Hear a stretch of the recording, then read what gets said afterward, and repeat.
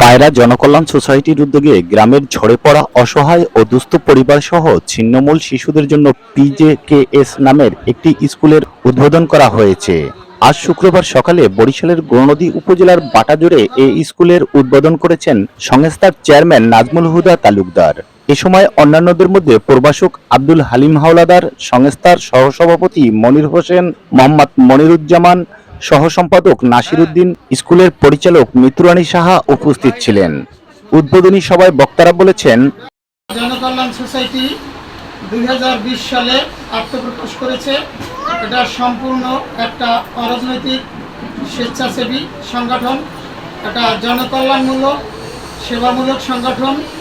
আজকের তিল তিল করে পায়রা জনকল্যাণ সোসাইটির সম্মানিত সদস্যবৃন্দ নিজেদের অর্থায়নে এ পর্যন্ত পায়রা জনকল্যাণ সোসাইটিকে এগিয়ে নিয়ে আসছে এবং এটা ইতিপূর্বে আমরা সরকারের তরফ থেকে একটা লাইসেন্সও পেয়েছি, যা আমরা বিভিন্ন দাতা সংস্থার নজরে পড়েছি এবং আজকের আমরা এই পায়রা জনকল্যাণ সোসাইটির উদ্যোগে একটা স্কুল প্রতিষ্ঠা করেছি।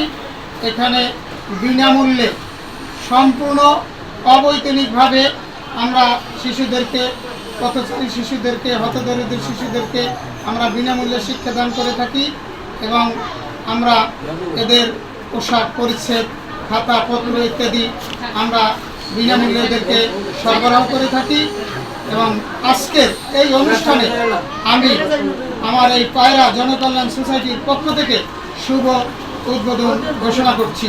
আমাদের লক্ষ্য উদ্দেশ্য অসহায় দুস্থ লোকের সহায়তা দেওয়া।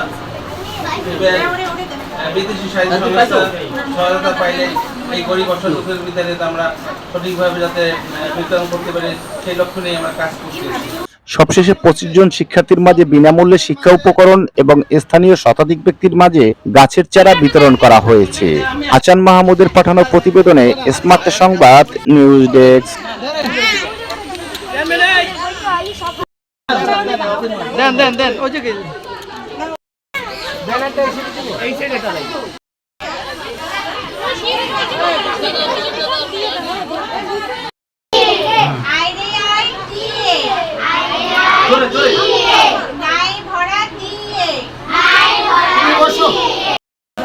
বই জাগাও, বই জাগাও।